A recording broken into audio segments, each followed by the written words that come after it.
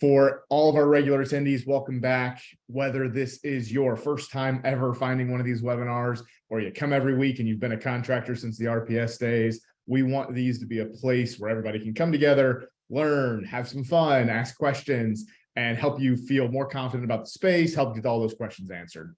So just in general, in terms of how we'll go through this today, we will basically have some content that we'll go through, and then at the end, for the bulk of the webinar, we'll open this up completely for Q&A, where you can ask any question that you want. Now, before I get started, I do have to read a quick disclaimer for you. So Route Consultant is not endorsed by and is not recommended by Federal Express Corporation, FedEx Ground, or Amazon. Route Consultant is not sponsored by, is not approved by, is not associated with, and has no connection whatsoever with Federal Express Corporation, FedEx Ground, or Amazon. All that to say, we do hope that we will help you guys learn some information today, even if it's not material, non-public information. One more thing, I wanted to quickly remind everybody about our next virtual investor summit, and that's going to be on November 28th and 29th. It's a Monday and a Tuesday, and it is one of the last summits of the year. So it's designed to be a crash course in everything we can possibly teach you in 2 days. So if you are on the fence about the FedEx industry and trying to decide whether or not to enter it in 2023, this is the perfect event for you. That's what it's designed for, and it's virtual, so you can tune in from everywhere. So if you have any questions about that, reach out to the team. We can help you get registered for that, because it is coming up fast and we're about to run out of spots. So if you're trying to get one squeezed in before the end of the year, that's the best fit. Now, like I said, there will be a Q&A portion here. And so if you've never been here before, if you forgot, there is a requirement here for you. If you are going to ask a question of us, you first have to answer our question. So the question of the day this week that everybody's going to need to answer for us is, if you could live in any US city, what would it be and why? And a caveat that'll make it more difficult is you have to move. So you can't just choose where you live right now, because that's what I would do. So I'm making it harder on myself too. So which US city would you move to if you could live anywhere? We'll answer that later, but when we get to the Q&A and you're typing those questions in, make sure you type it in the Q&A button at the bottom. If you put it in the chat button, we'll miss it. So make sure you put your question into the Q&A. And then before you type in your question, first answer our question. So we'll get to the Q&A at the end, but first I wanted to bring on my co-host for today, Jesse Smith. So I will go ahead and bring him on. Hey, Jesse. Hey, Josh. So today we wanted to spend a little bit of time going over what are actually some really useful and helpful updates to DRO, the dynamic route optimization system, and make sure everybody knows about it if you haven't seen them before we get into peak. But knowing that this is a mixed crowd, there may be some contractors, maybe some new investors here. Jesse, it would be easiest if you just kind of gave a little bit of background on what DRO even is, how long it's been available, and we'll just start there. What is DRO? Yeah. So thanks for having me on, Josh. So DRO stands for Dynamic Route Optimization, and it is essentially the way that, in layman's terms, it's how you set up your routes digitally and basically submit your route plan to FedEx so that when boxes come to your terminal, FedEx's software knows which truck to send those boxes to. Okay, so it's a piece of the technology that FedEx gives you, specific to FedEx, that allows you to sort your vans, sort your routes, and put whichever stops you want, whatever streets, whatever routing you want, specific to each truck. And it rolled out about, I guess, almost 4 years ago now. I believe 2018 is when it came out. It pretty much revolutionized the way that contractors do this part of the job. So before, you had to send emails and just list out street by street. If you wanted, certain streets to go from one truck, one route to another route, you had to explain it in a way that your coordinator at the station could understand. But DRO changed all that. You could just do it with a few clicks of the computer now, and it's so much easier, so much simpler. It doesn't come without its challenges, but Josh, as you may want to try to get into here, we're going to talk about some of those challenges and the updates and how they can, how they've improved on how we respond to those challenges and things like that. that's sort of the intro. And again, for people who don't know, it is, if you're just now getting into it, it is so much better than it used to be. I'll tell you that. Yeah, I think that's a really important note. There's always things that we want to improve, and what we're talking about today are actually some of those improvements we've been asking for. But yes, Yeah. it is still so much better than it used to be. And a quick caveat for everybody who's listening: this only applies to P&D, the pickup and delivery. So this does not apply to line haul. So this is just for P&D. Line hauls does not use DRO. Okay, so we're thinking about DRO. There are challenges that we and others have complained about for a while, but talk a little bit about what those are, but also some of these new things that FedEx has just rolled out, and what these changes and updates are. Sure. So by far the biggest complaint, the biggest hurdle that we have to get over as contractors in this space from a planning perspective is the volume projections that we get from FedEx Ground. So as packages move through the network and they come, through line haul to the various hubs and terminals, FedEx will give you a forecast at about 8 p.m. each night on how many boxes you can expect to your contracted service area the next day. Okay, and you have 4 hours, that's what we call the planning window, to make changes to your route. So if you see that, for example, you see one route is way heavier than it normally is, if that driver does normally 100 stops and that route is coming in with 180 stops, you're going to make some changes to that, right? But the whole key to that system is that those forecasted numbers, they have to be accurate. And if they're not accurate, you got to figure out a way around it to get numbers that are even usable, so that you're not blowing your drivers out, or you're not giving them enough stops, right? So you got to kind of find that sweet spot. And the key to that is having good volume projections. Okay, so FedEx has known for a while that they have some issues here, and they acknowledge that. There's nothing secretive about that. It's a very tricky problem to solve, Josh, as you know, because stuff is set up by due date. So when it starts in California and it comes to Tennessee or whatever, they forecast a travel time of 3 days or whatever it is. And so if it's ordered on the 13th, they may say it has a due date of the 16th. Well, let's say that they put a rush on those trailers, or for some reason it gets there later because of a crash. So it could arrive at its destination terminal early or late. When it gets to its final hub, before it goes to the final terminal for delivery, then it will be updated in DRO. And that's the number that you see. And that number, your forecasted number DRO, changes throughout the night as these trailers with this final volume from the hubs is updated. It gets loaded on and it gets ready to get sent to your terminal. So you'll see the number fluctuate throughout the night. But what you can end up doing is going back and looking at your historical numbers, because again, the number is just not going to be correct. We've seen variance as much as 30% or more, depending on the day. But a typical day of variance for an average day of the week may be 30%. So let's say if it says you have 1,000 stops, you may end up with 1,300 stops, right? It could vary that much. I want you to be aware of that. If you're new to this space, that will be something you will have to contend with, right? But the good news is the way that you can get around this is you can look back at what we call our historical data.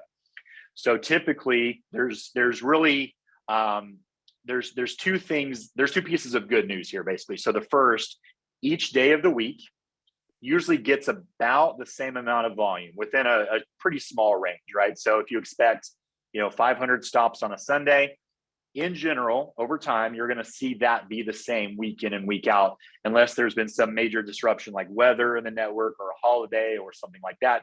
You're going to expect to see the same amount of volume for each day of the week, week in and week out, okay?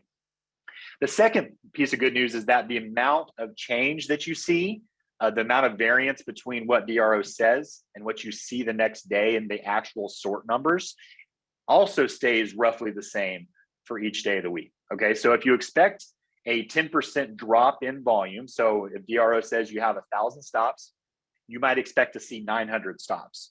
That change of 10% is something you can generally count on going forward for that day of the week. Okay, so those are ways that contractors look back in order to predict what they're going to get the next day. So to bring this all home, what FedEx has done is something that we've actually suggested for a long time, and which is have like a spreadsheet that tracks the difference between what DRO projects and what you actually end up seeing. So FedEx just right on the dashboard, right on the homepage when you first log into DRO, you've got a 4-week look back tab right there. So you can see what your last 4 Tuesdays have been, what your last 4 Thursdays have been, whatever. You can see what your actual numbers came in at. And then right above it, you can compare it to the forecasted number that they give you for the next day. In addition to that, they've added a whole other tab to the side over there by the maps and your anchor areas and all the ways you can manipulate DRO. A whole new tab called Historical that breaks it down not only to the last time that day of the week rolled around, so last Tuesday, last Wednesday, whatever. It breaks it down by the route. So you can see specifically what each of your trucks went out with. And that makes it really helpful. And I know some contractors already did this. They broke it down to the route level, but this really lets you see a high level of visibility that we had to do so much legwork to be able to see before. So this is a major step forward. I would say almost revolutionary in the ability to overcome the volume forecast deficits that we have seen thus far. Yeah, it's basically, I mean, we've had to do spreadsheets. We've taught people how to use these spreadsheets and a bunch of manual work. And it's the stopgap. It's the solution to kind of handle the logistics challenges of an international network. And Yep. The fact that it's finally in the tool as something that's really easy to use is fantastic. It's basically a realization by FedEx that, like, you know, we're not going to solve all of the DRO problems overnight. So let's help you make the short-term solution a lot easier. So that is good to see, and it's good to see before peak season. Absolutely. And I think there were also some things around the time critical filters. Is that what are the changes there?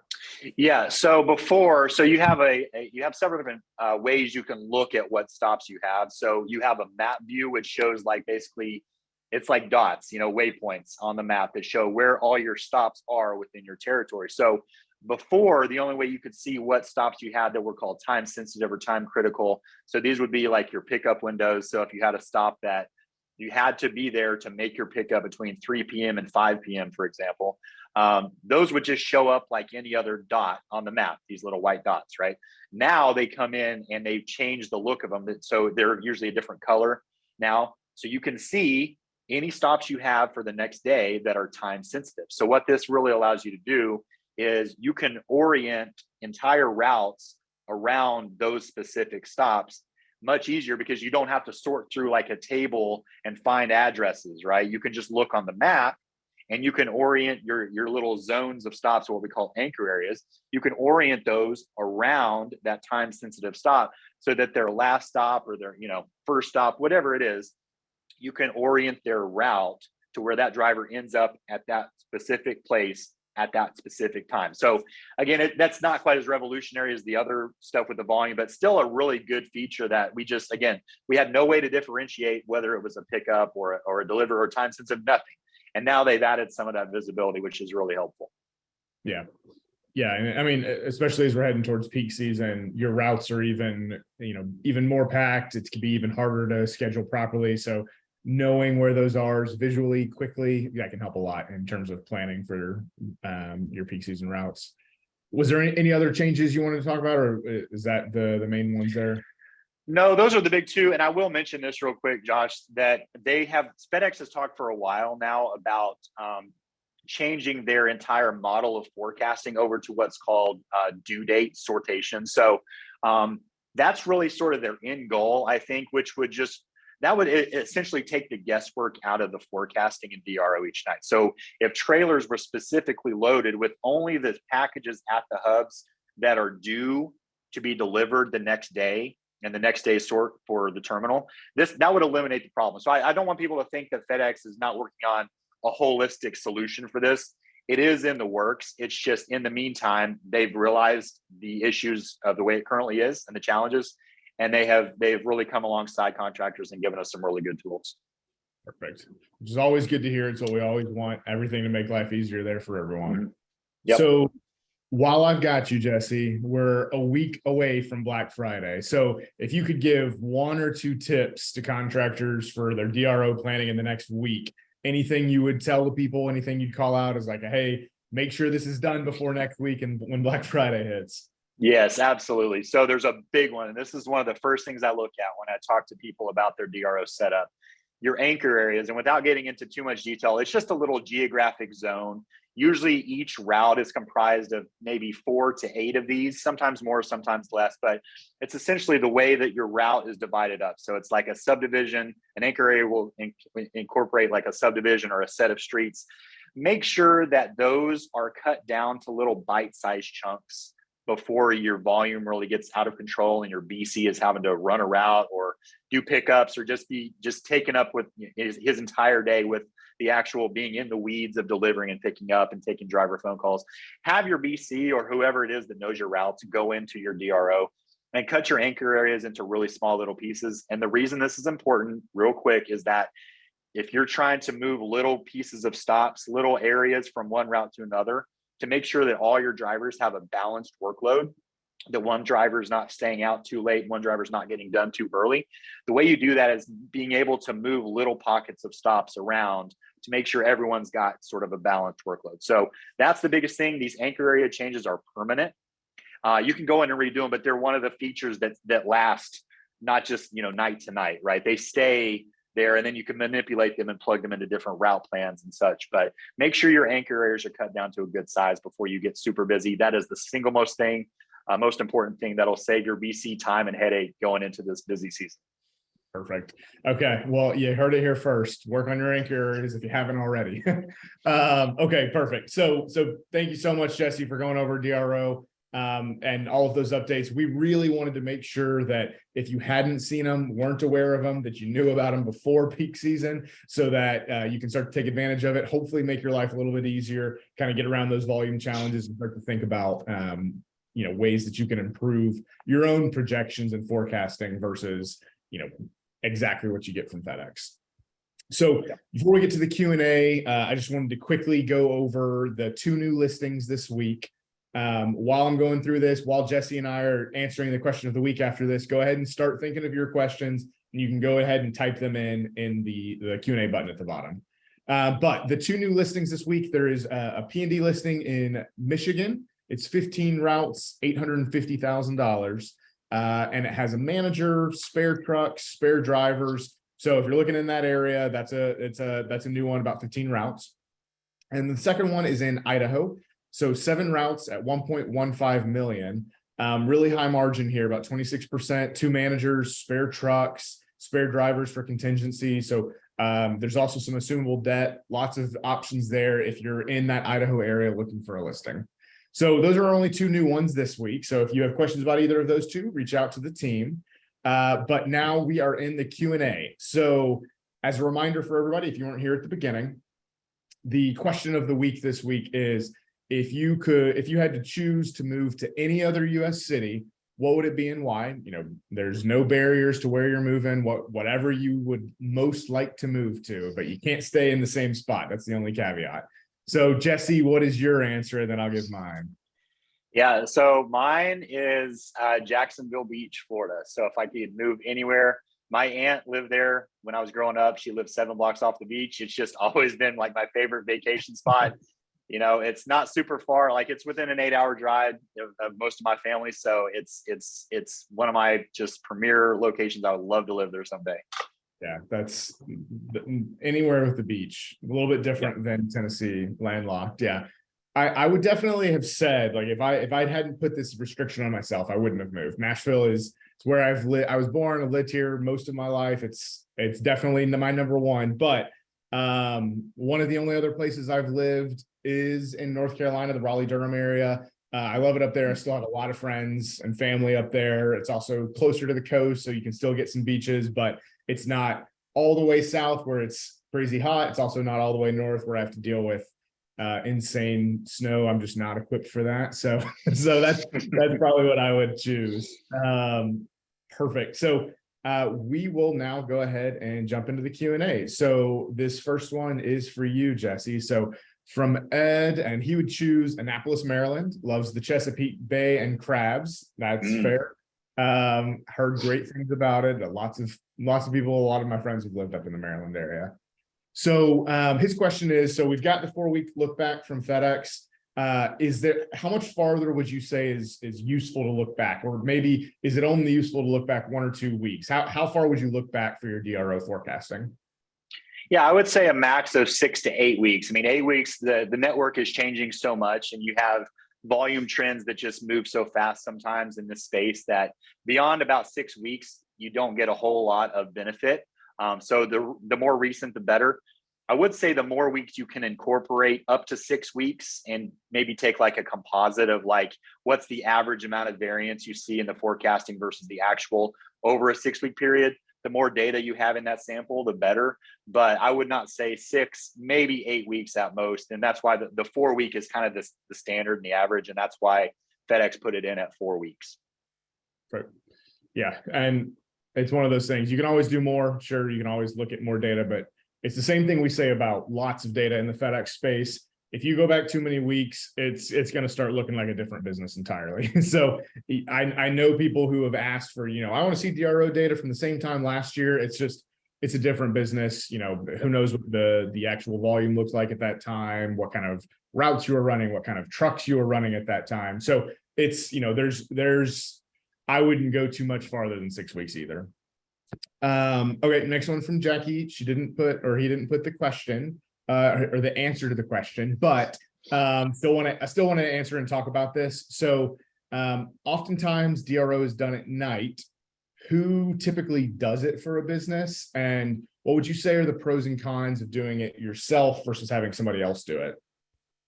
Yeah, so you will not have a social life in the evenings if you do it. This is a job for your BC or a lead driver. Essentially, you want the person with the best knowledge of your service area who also has some buy-in to the business. So you don't want a driver doing this. You want, typically a BC is the one. If you do have a lead driver, we've had some operations where our lead driver, it was basically a native to that area, knew every single road for 20-mile radius like the back of his hand. He was the person who did it. But you need someone with buy-in, someone who's not going to sabotage your routes or whatever. So ideally your BC, if you want to have more than one person who is able to do it, I would recommend that, just so whoever does it most nights can have some time off. Because again, if you're a 7-day-a-week terminal, this will be a 7-night per week commitment from whoever does this, because it just doesn't sleep, right? So it's going to take between, I've seen it take as little as 5 minutes and as much as an hour and a half, sometimes more, depending on how well they know the system. So this is a dedicated time commitment every single night. I would make sure I have multiple people who are able to do it. Yeah, I think that's important. One, make sure all of the information doesn't live in one brain, where if they leave, then you know to set up your own routes. But two, the big thing I would say, especially if you're a new contractor getting in for the first time, even if you're not the one actually doing the planning, you need to be there and participate and watch it so that you understand your own routes as much as you possibly can and understand how the system works.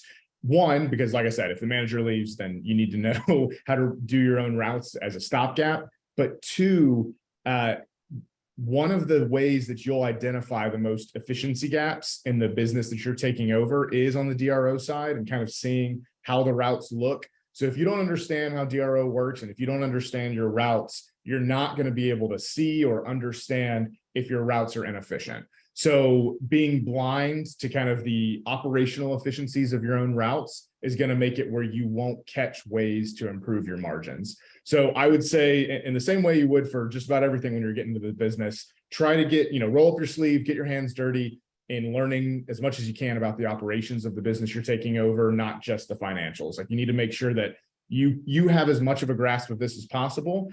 And then yes, your BC can be the one to do this task on an ongoing basis, but I would strongly encourage you to put the work in early so that you're aware of what's going on and that you kind of know what you're walking into. This next one is from Tim. His answer was Philadelphia, great city, perfectly located between New York and DC. I've heard great things about Philly, haven't actually been, but it sounds like Tim is a fan. So Tim, is basically his question was he's seeing some reports that there is a softening of volume expected from FedEx for peak season. Has there been any change with peak projections? It's the same as it is every year. That's kind of a moving target of making sure you understand peak and what the projections are going to look like. They have adjusted it slightly, but it's been something where no one's expected a huge peak this year, is what I would say. So there's a few different macroeconomic trends going on where we're not expecting this to be a lights out crazy peak season. Probably something similar to what we saw last year. And then John, I see your question somewhere in the Southwest. I'm gonna be honest. So what's the difference between actual and informed optimal? I don't know 100% what you're asking here. If you want to give some more context. I know what that is, Josh. That's okay, a DRO question. Yeah. So the actual and informed optimal, actual is the actual solution that you run. So for example, if you run an 8 route plan and you assign certain stops to those routes, that's your actual solution. That's the way that the packages are going to get sorted to your truck. So that's your live plan. Your informed optimal is essentially, it's FedEx's engineering weighing in on your plan. So sometimes you'll see the informed optimal say, if you have 8 routes, you should be able to do it in 7. So it's another way of saying it. It's called the unconstrained solution in DRO. So if everything in a perfect world, here's how many routes they think that you should be able to run in order to get the stops serviced for the projections as they stand. Okay, perfect. If you have any clarifying questions, there's ask them. We're kind of at the end of the question. So what I would say is I'll give everybody a little bit of time. If there's anything else they want to throw in there, it's your last chance to ask a question. Head into peak season, anything you have on DRO or anything about these updates, ask it now. You won't get another chance before Black Friday hits. And then, other than that, this is something where, again, we're heading into always some of the most exciting time of year. DRO is one of the most important tools in your toolbox. So if you've been in the space for a while, these are new updates that are fantastic. If you're new to the space coming into it, just make sure that you're aware of what DRO is. That's key number one, and that you try to spend as much time as possible, as much time as the seller will allow if you're coming into the space, to learn DRO before you take over, so that you don't have to go in blind and kind of pick up the pieces of an old model. Make sure you know what you're walking into. But other than that, you snuck in. I see it. So didn't answer the question of the day. So it's in your favorite city. Can you set DRO to run informed optimal on, let's say, Saturday and Sunday, but actual on other days? Is there an option there? No, you can't. You can't actually use the informed optimal because it doesn't actually tell you the routes and how to situate the routes and how to plan them. It only tells you sort of a broad overview of like how many routes. Unless this has changed, this is last time I looked at it. This is only because I don't really use the informed optimal. I think it's fairly worthless, but it will generally only give you some high level info, like how many routes you should run, stops per route and things like that. I just don't find it overly helpful because it just is not going to take into account as many things, or sometimes even the right things, like you as an operator or your BC who knows the territory. It's not going to factor in the same things that you would in a real world situation. So, but no, there is no way to set it up to automatically use the informed optimal solution. You basically just have to sort of extrapolate from the data that it's giving you and set up your own route plan that mirrors it. So you can kind of do it if you've made a route plan that mirrors it, but there's no button to do, because you can set a route plan for each individual day. So you could set a route plan on, Monday through Friday that's closer to informed optimal, or Saturday and Sunday that is. You can make those choices. It's just there's no button to click where you'll automatically run one or the other. Correct. Yeah. And again, I will add this. I mean, if in addition to the anchor areas, if you want to set up extra what I would call peak route plans, that are essentially copies of your current plans, just with maybe like 1 extra route or 2 extra routes added, however many routes you think you'll need for peak that mirror the amount of people that you hired and you brought on. So let's say if you run normally 10 and you're looking to bring on 14 total people, to have 14 total people on your staff on your heavy days, make a 14 route plan as a template in DRO and populate it with your anchor areas and get it ready to go. That way you can just plug it in. If that volume does hit the way you expect, that could also save you a little bit of time. And so it's kind of like the informed optimal, but it's more like it matches your staffing plan rather than the, FedEx's engineering's idea of what you should be able to run. Perfect. All right. Well, no other questions came in while you were giving that answer, so I'm going to go ahead and call it. So again, thanks everybody for coming out today. Jesse, thank you so much for coming on and giving us those updates, making sure we know about it before peak season hits. Reminder for everyone about those virtual summit. It's coming up November 28th and 29th. So if it's something you're interested in, if you're still kind of trying to figure out your way through the space, that's going to be one of the last ones for the year. But other than that, we will let everybody go. Hopefully you have a great week and a great holidays next week. Hopefully you'll get some time to relax before the craziness hits. If you're a contractor, that's not how it's going to be. The craziness is coming. So other than that, everyone have a great rest of the week and weekend. And thanks again for coming.